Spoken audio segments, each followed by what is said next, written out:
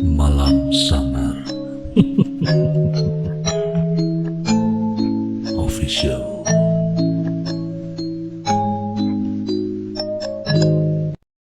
Kisah ini terjadi masa hujung tahun 2016. Masa itu cuti semester sudah hampir tiba. Jadi saya dengan kawan-kawan bercadang untuk bercamping sebelum pulang ke kampung halaman masing-masing. Oleh karena boy ini orang Tampaluri dan dia bercadang supaya kami hanya bercamping di sana.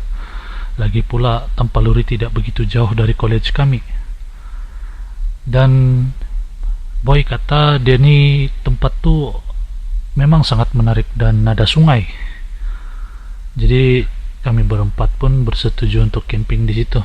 Oleh karena tidak sabar dengan rancangan ini, kami memutuskan untuk membuat cuti sendiri. Escape lah dari college sepatutnya ada 1 hari lagi sebelum cuti bermula. Tapi disebabkan terlalu teruja dengan cerita si boy ini, kami pun apalagi escape kelas lah. Boy, Aaron, Azrul, dan saya, kami berempat terus bergerak selepas berkemas. Nasib baik Aaron ada kereta, jadi kami tidaklah susah mau bergerak. Destinasi pertama beli keperluan camping, selepas itu singgah ke rumah boy dan terus ke destinasi kami, yaitu Sungai Kauluan, Tampaluri. Selesai beli barang-barang, kami pun singgah ke rumah boy. Ready barang-barang yang perlu digunakan masa camping nanti. Lepas itu kami pun bertolak ke tempat camping. Oleh karena jarak dari rumah boy tidak terlalu jauh, kami pun bercadang untuk berjalan kaki ke destinasi sambil mau dapat feel camping orang bilang. Kami bertolak tepat jam 2 petang. Dalam perjalanan kami pun berbual-bual. Boy, ini tempat camping bah? Selalu juga kamu camping di sana kah? Tanya Azrul. Selalu, tapi ini kali saya bawa kamu pergi di atas sedikit. Lagi best, lagi cantik view dia. Masih belum ada orang rasmi camping di sana tuh. Kita lah paling first pergi camping di sana nanti. Yakin dengan kata-kata boy, apalagi kami pun makin bersemangat. Setelah sampai di destinasi, jam sudah menunjukkan jam 2:30 petang. Sebenarnya perjalanan tidak begitu jauh, tapi disebabkan kami banyak bergambar tuh yang buat kami sampai lambat sedikit. Sampai sejak boy dengan Nazrul setting tempat kemah. Saya dan Aaron pula ready tempat memasak. Pemandangan memang cukup cantik. Kena lagi jauh dari bunyi bising memang best. Lagipun ini pertama kali camping di tepi sungai. Boy bagi tahu kami pun inilah pertama kali dia camping di sebelah atas sungai kawasan kampung dia nih. Sebab selalu orang camping di bahagian kawasan bawah aja, di bahagian area kampung. Selesai semua kerja kami pun apalagi melepak-lepak sambil menenangkan pikiran orang bilang. Aaron duluan-duluan lagi sudah rasmi sungai. Baru 4:30 petang, tapi kelihatan langit agak gelap sebab cuaca mendung kan. Kami pun join Aaron, takut nanti hujan tiada sempat pula mau mandi. Memang seronok wah camping dengan kawan-kawan. Ada sejak kenakalan yang terkeluar. Lepas mandi kami pun menghidupkan unggun api. Boy sudah pasang portable lamp di dalam kemah. Kami cuma buat 1 kemah cukup untuk kami berempat. Baru jam 6 petang kami sudah ready untuk makan malam. Bukan apa, disebabkan mendung kan petang tadi. Jadi bila-bila hujan boleh turun. Nanti kalau hujan pula susah pula mau memasak kalau basah. Memang betul lah kalau orang cakap makan di tepi sungai ini apapun sedap, selera makan pun meluap-luap. Sambil makan, tiba-tiba Arul bertanya pada Boy, "Boy, tuh yang di belakang kita tuh yang macam padang tuh, yang rata saja, tuh padang gak tuh?" Menunjuk tidak jauh daripada kemah kami. Tidak tahu pula, ini pertama kali juga saya di sini nih. Selalu kami camping di bawah aja, tapi tidak privacy di sana. Itulah saya bawa kamu pergi sini nih. Boy menjawab pertanyaan Arul. Sambil berbual-bual menunggu ikan masin yang sedang dibakar, tiba-tiba kami terdengar macam benda jatuh. "Nah, durian," kata Aaron. Manalah ada pokok durian di sini, kata Boy. Kau pokok durian sama pinang pun kau tidak dapat beza, sambung Boy. Kami pun ketawa, tapi dalam hati masing-masing memang ada terlintas apa benda yang jatuh tadi. Sebab langsung tiada tanda-tanda benda yang jatuh dari atas. Tapi kami tidak pedulikanlah hal itu. Lepas makan, kami pun santai-santai.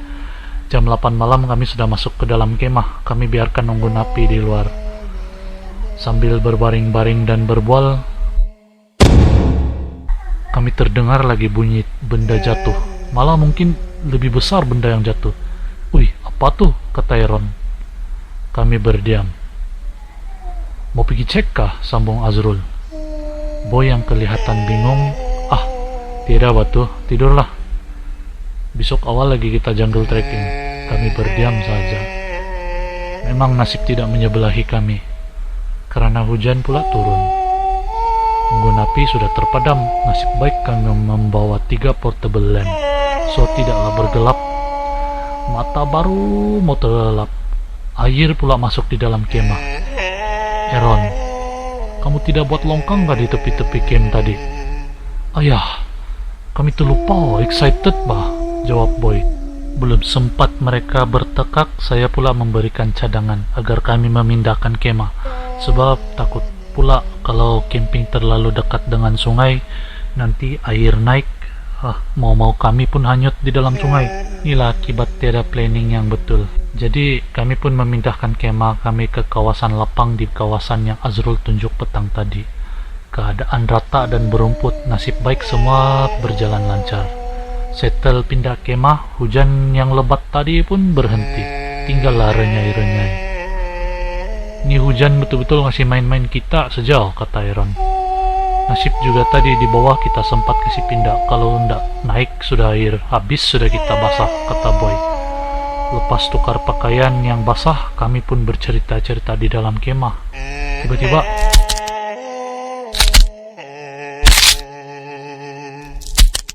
bunyi kali ini lebih kuat dan dekat, seolah-olah pokok patah. Kami berempat keluar dari camp. Yang ganjil, tiada pula pokok di sekeliling kami. Apa tuh? Kata Arul. Tiada pun pokok, sambung Aaron.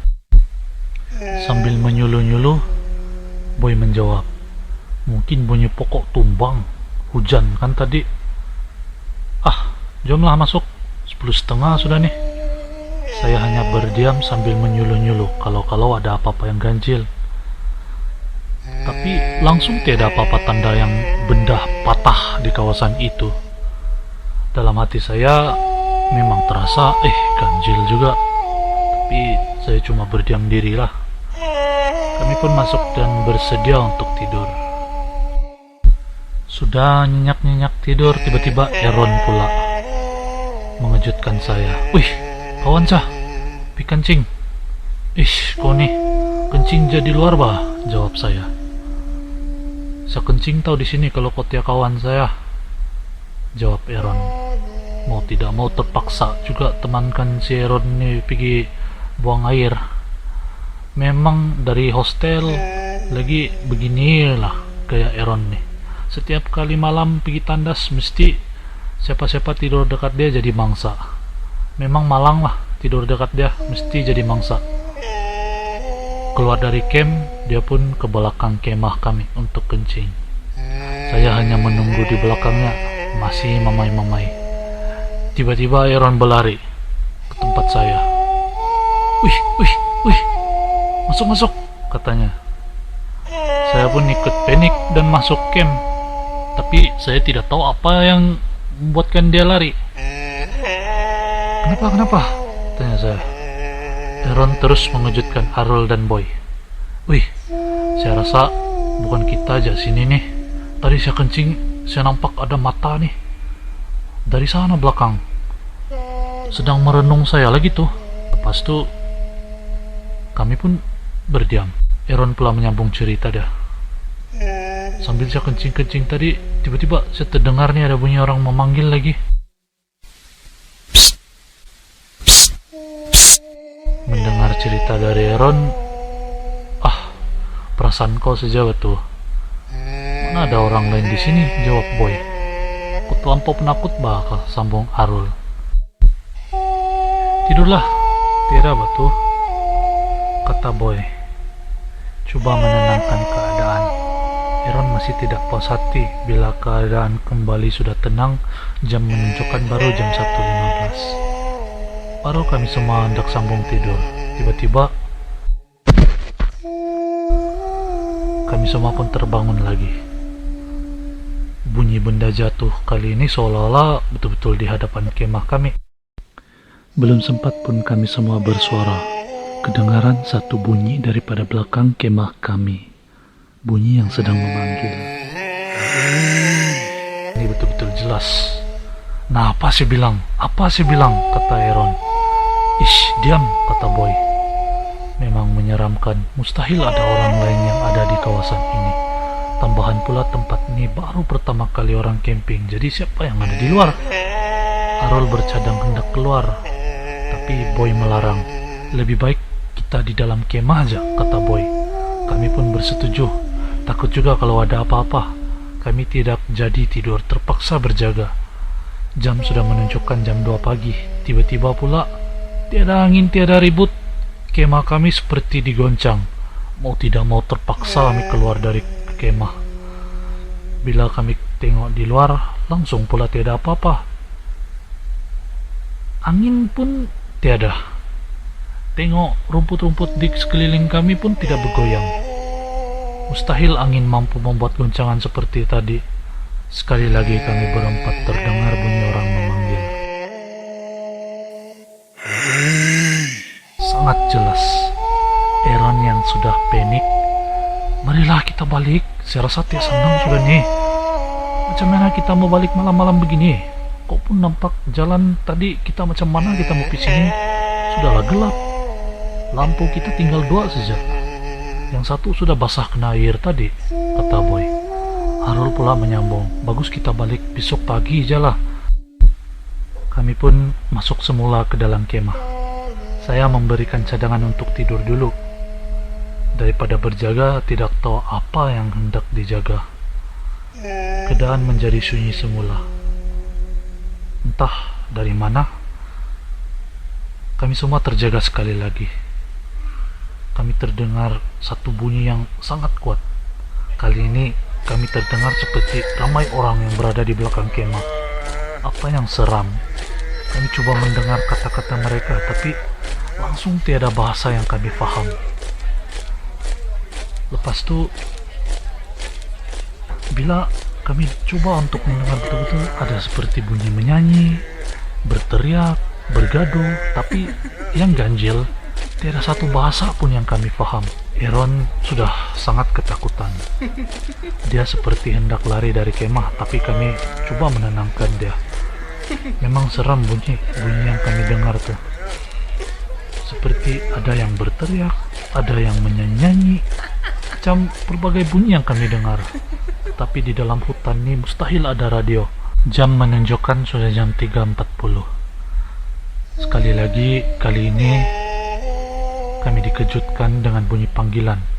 Tetapi bunyi panggilan kali ini sangat seram. Kali ini seolah-olah seperti betul-betul berada di dalam kemah kami. Kami pun terus berdekatan. Arul, bagus kau bacalah apa-apa yang patut. Saya rasa kita terkacau tempat orang nih, kata Aaron. Boy hanya berdiam. Saya dapat lihat dia juga rasa takut dan juga rasa bersalah. Kita berdoalah ikut kepercayaan masing-masing, kata Aaron. Kami pun berdoa di dalam hati masing-masing sampai terlelap. Bila kami terjaga, hari sudah siang. Kami pun keluar dari kemah. Kami sangat terperanjat bila kami keluar dari kemah.